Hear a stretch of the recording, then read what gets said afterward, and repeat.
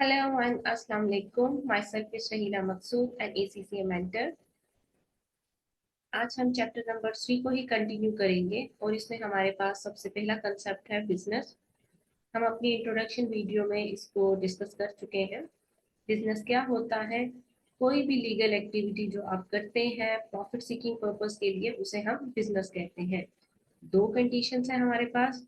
Number 1, legal होना चाहिए वो काम। नंबर 2, प्रॉफिट सीकिंग ऑब्जेक्टिव होना चाहिए आपका।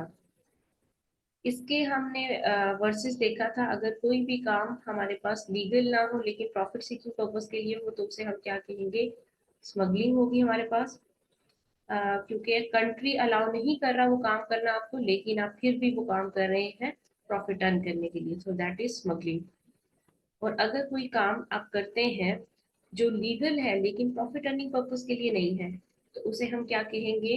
वो एनजीओस है हमारी, जितनी भी non for profit seeking organisation होती है, उनका मेन ऑब्जेक्टिव वेलफेयर होता है, प्रॉफिट अर्न करना नहीं होता है। देन हमारे पास आता है separate entity concept. Separate entity concept क्या होता है? सेपरेट एंटिटी कंसेप्ट कहता है कि business is separate from their owners. Business और ऑनर सेपरेट है। हमने अज्यूम करना है कि ऑनर ने बिजनेस को एक रिपोर्ट की तरह ट्रीट कर रहा है। ऑनर बिजनेस को पैसे दे देगा इन स्टार्ट, जिसे हम इक्विटी कहते हैं या कैपिटल भी कहेंगे, ठीक है। और उसके बाद वो कहेगा मैंने तुम्हें पैसे दे दिए हैं, अब तुम खुद को रन करो, जैसे भी कंडीशंस है खुद को रन करो। सही है। तो सेपरेट एंटिटी कंसेप्ट कहते हैं ओनर और बिजनेस सेपरेट है। ओनर का पैसा है, बिजनेस का पैसा बिजनेस का पैसा है। ओनर बिजनेस का पैसा इस्तेमाल नहीं कर सकता, बिजनेस ओनर का पैसा नहीं ले सकता, ठीक है। लेगा तो उसे कैपिटल कंसिडर करेंगे, नॉर्मल रूटीन में नहीं यूज कर सकता। ओनर का बैंक अकाउंट सेपरेट होगा, बिजनेस का बैंक अकाउंट सेपरेट होगा, ठीक है। बिजनेस का अपने नाम से बैंक अकाउंट ओपन होगा, सही है। तो ये है separate entity concept. Entity is separate from their owners. If owner use business money, it would be considered as loan to owner, that is drawings. अगर ओनर बिजनेस का पैसा इस्तेमाल कर रहा है तो वो एक टर्म हम यूज करेंगे ड्राइंग्स। अगर वो बिजनेस से पैसे निकलवाता है तो वो ड्राइंग्स कर रहा है, which owner must have to return back to business. ये ऐसा पैसा नहीं है कि जब चाहेगा उसका दिल करेगा बिजनेस से पैसे ले लेगा, ये मेरा बिजनेस है, नहीं। जब भी ओनर बिजनेस से पैसे लेगा तो उसे हम कहेंगे ड्राइंग्स हुई है और ये उसे वापस करनी पड़ेगी। और ये ऐसा ट्रीट किया जाएगा जैसे बिजनेस ने ओनर को एक लोन दिया है। ड्राइंग्स क्या होंगी? लोन टू ओनर होंगी, ठीक है। और ये लोन उसे रिटर्न करना पड़ेगा। और जब भी लोन को रिटर्न किया जाता है तो उस पर इंटरेस्ट चार्ज किया जाता है। तो interest on drawings will be charge on it. तो वो ड्राइंग्स को रिटर्न भी करेगा, इंस्टॉलमेंट्स में कर रहा है, लमसम एक ही दफा अमाउंट पे कर रहा है, उसके ऊपर इंटरेस्ट जरूर पे करेगा, ठीक है। This is what we called separate entity concept.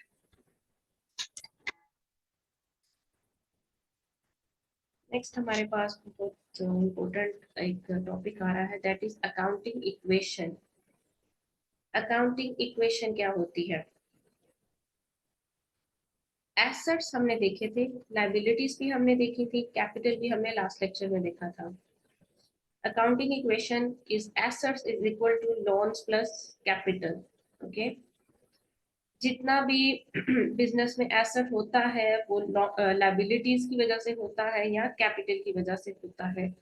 इन तीनों को स्टैंड करना चाहिए एक इक्वेशन में। एसेट्स को हमेशा लाइबिलिटीज और कैपिटल के इक्वल आना चाहिए। ये रेशियो हमेशा इक्वल रहनी चाहिए जब तक बिजनेस रनिंग पोजीशन में है या जब तक बिजनेस गोइंग कंसर्न में है। गोइंग कंसर्न क्या होती है? अगर हम कोई कहें कि बिजनेस गोइंग कंसर्न में है, इसका मतलब है कि बिजनेस अगले हमें 12 महीने तक, जिसे हम कहते हैं फोर्सिएबल फ्यूचर, डेफिनेशन में लिखा जाता है फोर्सिएबल फ्यूचर।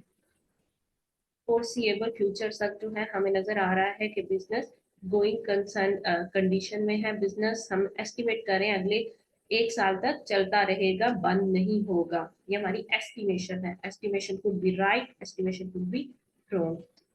तो गोइंग कंसर्न बिजनेस जो होता है उसकी एसेट्स, लायबिलिटीज और कैपिटल के इक्वल होनी चाहिए। ठीक है, चाहे जो मर्जी ट्रांसैक्शन हो, एसेट हमेशा लायबिलिटीज और कैपिटल के इक्वल होनी चाहिए। हम इसके क्वेश्चंस करेंगे, आपको डिफरेंट ट्रांसैक्शंस दी जाएंगी और आपने एसेट को लायबिलिटीज और कैपिटल के अकॉर्डिंगली रखना होगा। जैसे फॉर सेक ऑफ एग्जांपल, एक बिजनेस ने मशीनरी बाय की है, तो हम करेंगे मशीनरी को हम नीचे रखेंगे और हम लिखेंगे कि मशीनरी $5,000 की जो है, फॉर सेक ऑफ एग्जांपल $5,000 की आपने मशीनरी बाय की है। आपके पास जो है एक एसेट आया है और वो आपने क्रेडिट पे बाय की है। तो सप्लायर का नाम है एबीसी। एबीसी से आपने $5,000 जो है वो लोन पे लिए हैं। माइस्टेक,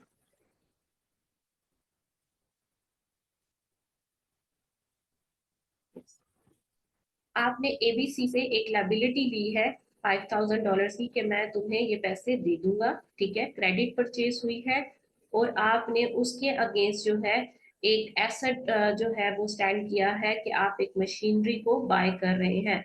सो मशीनरी 5,000 से ऐड हो जाएगी इस इक्वेशन में और उसके इक्वल आ जाएगा लाइबिलिटीज एबीसी कंपनी से 5,000 की। सो 5,000 इस साइड पे ऐड होंगे, 5,000 ही दूसरी साइड पे ऐड होंगे, तो दोनों तरफ 5,000 की एडिशन होगी। अकाउंटिंग इक्वेशन आपकी इक्वल रहेगी। तो इसी तरह से हम काफी सारी ट्रांजैक्शंस देखेंगे जब हम इसकी प्रैक्टिस करेंगे। तो उसमें आप देखेंगे कि अकाउंटिंग इक्वेशन जो गोइंग कंसर्न बिजनेस की हमेशा ही इक्वल रहती है। अगर कोई बिजनेस किसी बिजनेस की अकाउंटिंग इक्वेशन इक्वल नहीं आ रही, asset is not equal to liabilities plus capital, इसका मतलब है वो बिजनेस बंद होने वाला है, सोल्ड होने वाला है, ठीक है, बैंकरप्ट होने वाला है। तो उसे हम कहेंगे रियलाइजेशन बेसिस। जैसे गोइंग कंसर्न होती है कि एक बिजनेस रनिंग पोजीशन में है, उसके ऑपोजिट होता है रियलाइजेशन बेसिस। रियलाइजेशन बेसिस कहते हैं कि एक बिजनेस जो है बहुत जल्दी कोलैप्स करने वाला है, हमें नजर आ रहा है कि उसकी अकाउंटिंग इक्वेशन इक्वल नहीं है। उसमें ये चीज आप देखेंगे कि उस बिजनेस की at least current assets current liabilities को मैच कर रही हो। ठीक है, नॉन करंट एसेट्स तो होंगे नहीं उसमें, उस इक्वेशन में सिर्फ करंट एसेट्स होंगे और सिर्फ करंट लायबिलिटीज होंगी, नॉन करंट लायबिलिटीज भी नहीं होंगी। नॉन करंट लायबिलिटीज और नॉन करंट एसेट्स क्यों नहीं होंगे? क्योंकि नॉन करंट एसेट्स आपके 12 साल से ज्यादा के टाइम में होते हैं। लायबिलिटीज, नॉन करंट लायबिलिटीज भी आपने 12 महीने से ज्यादा के टाइम में पे करनी होती है। जो करंट एसेट्स होते हैं वो आपके 1 साल के अंदर पे हो जाते हैं। 1 साल तक के लिए वो आपके पास एसेट होता है, और करंट लायबिलिटीज जो आप 12 महीने के अंदर ही पे कर देंगे। क्योंकि बिजनेस रियलाइजेशन बेसिस पे है, तो बिजनेस 12 महीने के अंदर ही बंद हो जाएगा। ठीक है, but that's not much important for FA1। FA1 के लिए आपको अकाउंटिंग इक्वेशन आनी चाहिए, आपको मल्टीपल चॉइस क्वेश्चंस आएंगे और आपको एक ट्रांसैक्शन दी जाएगी, आंसर्स दिए होंगे कि क्या एसेट्स और लायबिलिटीज की लेटेस्ट सिचुएशन क्या होती है, कौन सी अमाउंट होगी, आपने टैली करनी है कैलकुलेट करके को कौन सी वाली सही ऑप्शन होती है। इसकी हम बहुत सारी जो है क्वेश्चंस हम करेंगे इन डिटेल प्रैक्टिस में। Accounting equation forms the foundation of double entry, that is every transaction has dual effects। अच्छा, अकाउंटिंग इक्वेशन जो पुराने अकाउंटेंट्स होते थे वो अकाउंटिंग इक्वेशंस को यूज करते थे अपनी बुक्स ऑफ अकाउंट्स को मेंटेन करने के लिए। अब लेटेस्ट अकाउंटिंग से अकाउंटिंग इक्वेशन को रिप्लेस कर दिया गया है डबल एंट्री से। अब डबल एंट्री सिस्टम जो है वो यूज किया जाता है बुक्स ऑफ अकाउंट्स को मेंटेन रखने के लिए। अकाउंटिंग इक्वेशन जो है अब उस तरह से प्रैक्टिस में नहीं है, लेकिन अकाउंटिंग इक्वेशन ने फाउंडेशन बना दी है। डबल एंट्री में भी जो है अकाउंटिंग इक्वेशन की कुछ बेसिस को यूज किया जाता है कि हर ट्रांसैक्शन का डबल इफेक्ट होता है। हर ट्रांसैक्शन में एक एसेट आ रहा है तो उसके अगेंस्ट इस साइड पे भी कोई ना कोई चेंज आ रहा होगा। हर ट्रांसैक्शन के डुअल इफेक्ट होते हैं, सिंगल इफेक्ट नहीं होता। ठीक है, नेक्स्ट हम देखते हैं डबल एंट्री क्या होती है। डबल एंट्री होती है every transaction has two equal and opposite effects where one effect is debited and other effect is credited in at least two different accounts. Double entry है जिसमें दो इक्वल और opposite effects होते हैं दो different accounts में। Accounts को हम क्या होते हैं, इसको अभी होल्ड करते हैं, अकाउंट क्या चीज होती है। लेकिन हम ये देखते हैं कि हर ट्रांसैक्शन क्या होती थी, मॉनेटरी डीलिंग।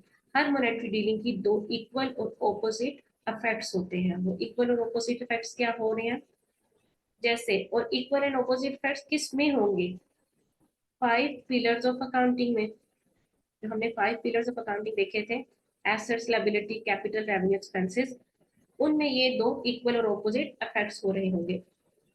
जैसे एसेट्स और लायबिलिटीज या तो वो डेबिट हो रही होंगे या वो क्रेडिट हो रहे होंगे। ये दो पैरामीटर्स हैं हमारे डबल एंट्री के, या तो हम उनको डेबिट करेंगे या हमने क्रेडिट करेंगे। ठीक है, डेबिट और क्रेडिट जो है हमारे दो जर्मन वर्ड्स हैं, डेबर और क्रेडर, उससे ड्राइव हुए हैं। डेबर का मतलब था अम, थोड़ा सारा बढ़ाना किसी चीज को, रेस करना, और क्रेडिट का मतलब था कम होना। लेकिन इन टेक्निकल लैंग्वेज अकाउंटिंग में इसको इस तरह से यूज नहीं किया जाता कि डेबर का मतलब हमेशा हर चीज को बढ़ाना होता है। कभी कभी कोई चीज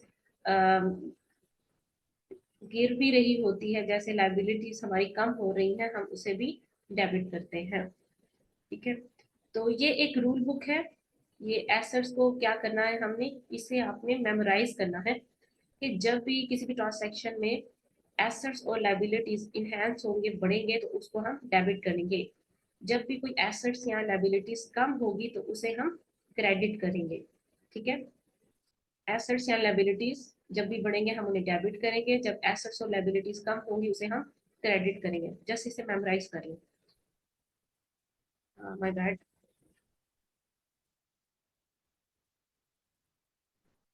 मिस्टेक हुई है।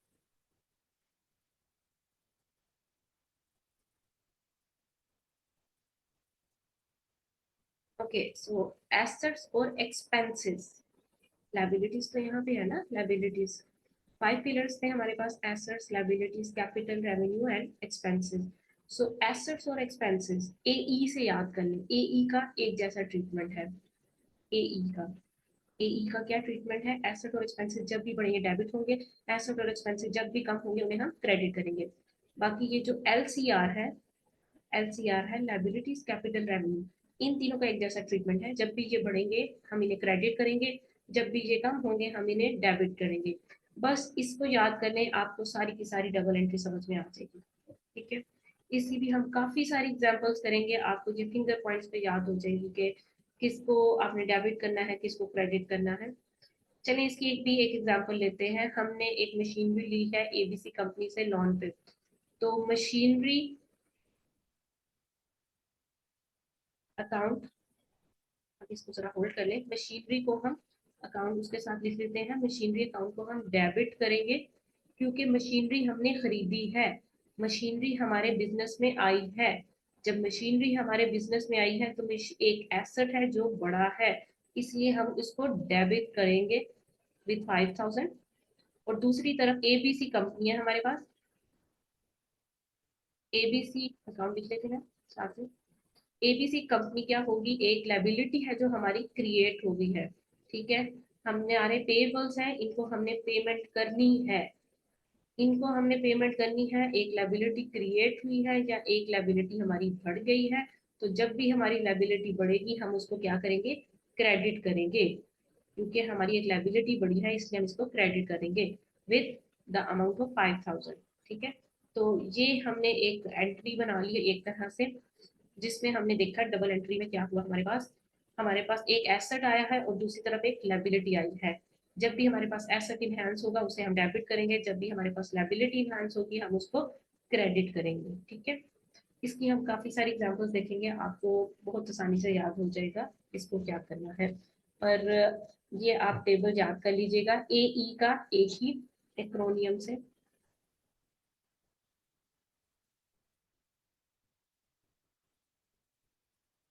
जो एई है उसका एक ही जैसा ट्रीटमेंट है, जब बढ़ेंगे तो डेबिट, जब कम होंगे तो क्रेडिट। जो LCR है हमारे पास उसका एक जैसा ट्रीटमेंट है, जब बढ़ेंगे तो क्रेडिट, जब कम होंगे तो डेबिट करेंगे हम। ओके, अब देखते हैं, एक वर्ड था हमारे पास अकाउंट, जो मैंने मशीनरी के साथ वर्ड लिखा था अकाउंट। अकाउंट क्या होता है? A summarized record of transaction of particular asset, liabilities, capital, revenue and expenses, उसे हम कहेंगे ये हमारे पास अकाउंट है। जब भी हम ये 5 पिलर्स ऑफ अकाउंटिंग में से किसी एक आइटम का हम ट्रांजैक्शंस की एक कहने के एक समराइज रिकॉर्ड बना लेंगे, उसकी कुछ कैटेगरी मतलब के एसेट में से किसी एक पर्टिकुलर आइटम को हम पिक करेंगे और उसे इकट्ठा करके रख लेंगे। जैसे मशीनरीज जितनी भी हैं उनको हम अलग करके समराइज करके रख लेते हैं। हमारे पास जितनी भी रेवेन्यूज आ रहे हैं, हमारे पास जितनी भी सेल्स हैं, उनको हम अलग करके रख लेते हैं। तो उसे हम कहेंगे कि हमने अकाउंट बना लिया है। ठीक है, 5 पिलर्स ऑफ अकाउंटिंग में से एसेट, लायबिलिटीज, कैपिटल, रेवेन्यू और एक्सपेंसेस में से किसी एक आइटम का जब हम इकट्ठा करके रिकॉर्ड बनाते हैं, उसे हम कहते हैं कि ये अकाउंट बन गया है। ठीक, अकाउंट को हम किस तरह से शो करेंगे? अकाउंट को हम अकाउंटिंग में एक टी अकाउंट भी इसको कहते हैं और सिंपल अकाउंट भी आप कह सकते हैं या लेजर भी कहा जाता है। ये तीनों वर्ड्स यूज होते हैं, टी अकाउंट या सिंपल अकाउंट भी कह सकते हैं आप, या इसको लेजर भी कहा जाता है। इसको आप किस तरह से ड्रॉ करते हैं? इसको पहले टी की तरह से ड्रॉ करते हैं। ठीक है, टी फॉर्म एक स्ट्रक्चर ड्रॉ करते हैं। अब उस पे आप सबसे ऊपर नाम लिखते हैं, अकाउंट का नेम। जैसे हम फॉर सेक ऑफ एग्जांपल कहते हैं ये मशीनरी है, ये मशीनरी का अकाउंट बना रहे हैं, तो हम लिखेंगे अकाउंट के टॉप पर मशीनरी अकाउंट। इसकी लेफ्ट साइड पर हम लिखेंगे डेबिट साइड, लेफ्ट साइड हमेशा डेबिट साइड होती है। ठीक है, और राइट साइड पर हम लिखेंगे क्रेडिट। CR.DR. जो है ये इसका शॉर्ट फॉर्म है डेबिट और क्रेडिट का। ठीक है, तो हमने लेफ्ट साइड पे लिखा डेबिट, राइट साइड पे हमने मेंशन किया क्रेडिट। फिर हम उसको अगर बैलेंस, बैलेंस दोनों तरफ से आ सकता है। बैलेंस हमारा लेफ्ट साइड पे भी आ सकता है, डेबिट भी हो सकता है, क्रेडिट बैलेंस भी हो सकता है। अगर डेबिट बैलेंस हो रहा होगा, ठीक है, तो हम लिखेंगे balance BD। Balance BD balance brought forward को भी कहते हैं, या इसे ओपनिंग बैलेंस भी कहा जाता है। हम अकाउंट का ओपनिंग बैलेंस यहाँ पे शो कर रहे होते हैं। ठीक है, अकाउंट का ओपनिंग बैलेंस, सामने उसके अमाउंट लिखेंगे 1 2 3 4 5 6, जो जो भी हमारे पास अमाउंट होगी। अगर क्रेडिट बैलेंस आ रहा है, दोनों कंडीशन हो सकती है, दोनों एक साथ नहीं होंगी। एक टाइम पे ओपनिंग बैलेंस एक ही होगा, या तो कहने के डेबिट होगा या क्रेडिट होगा। साथ में अमाउंट लिख देंगे, नीचे ट्रांसैक्शन आएंगी दोनों साइड्स पे। ठीक है, जो भी इस साल की या इस मंथ की होगी, और देन बैलेंस को क्लोज किया जाएगा। किसी एक साल की किसी एक साइड की जो बैलेंस है वो हैवियर होगा, दूसरी साइड का जो बैलेंस है वो कम होगा। से इस साइड का बैलेंस आ जाता है 5,000, तो टोटल हम नीचे लिख लेंगे 5,000। इस साइड का बैलेंस आ जाता है 4,000, लेकिन हम यहाँ पे फिर भी 5,000 लिखेंगे। जो 1,000 का यहाँ पे शॉर्टफॉल है वो आ जाएगा हमारे पास कैरी फॉरवर्ड में। ठीक है, तो इस तरह से भी हम बैलेंस कैरी डाउन यहाँ पे लिख देंगे। तो इस तरह से ये सिंपल सारा अकाउंट का स्ट्रक्चर है जो हम बनाते हैं। अच्छा, सबसे पहले हम क्या करते हैं, डबल एंट्री में हम उसकी एंट्री पास करते हैं, फिर उसके बाद हम उसके टी अकाउंट्स बनाते हैं। नेक्स्ट लेक्चर में हम इसकी थोड़ी सी प्रैक्टिस करेंगे कि किस तरह से आपने एंट्री बनानी है डेबिट और क्रेडिट करके, और उसको किस तरह से आपने अकाउंट्स में ट्रांसफर करना है। ठीक है, तो सबसे पहले जैसे हमने ऊपर ये एंट्री पास की थी, हमने कहा था कि मशीनरी जो अकाउंट है वो डेबिट हो रहा है और ABC अकाउंट क्रेडिट हो रहा है, ये हमने एंट्री पास की थी। उसके बाद हमने उसका टी अकाउंट बना दिया, मशीनरी का टी अकाउंट बनाया जो हमने एक छोटा सा बनाया। तो इस तरह से उसका टी अकाउंट बनाएंगे। ठीक, तो इंशाल्लाह हम नेक्स्ट लेक्चर में इसकी काफ़ी सारी प्रैक्टिस करेंगे, और ताकि आपको ये कंसेप्ट अच्छे से कवर हो जाए, फिर आगे चलेंगे। That's all for today. एक बार रिवाइज जरूर कीजिएगा जो भी पढ़ाती हूँ मैं आपको, ताकि आपको मेमोराइज रहे, और फिर आप आगे चलिएगा। Okay, see you in next lecture. अल्लाह हाफिज़।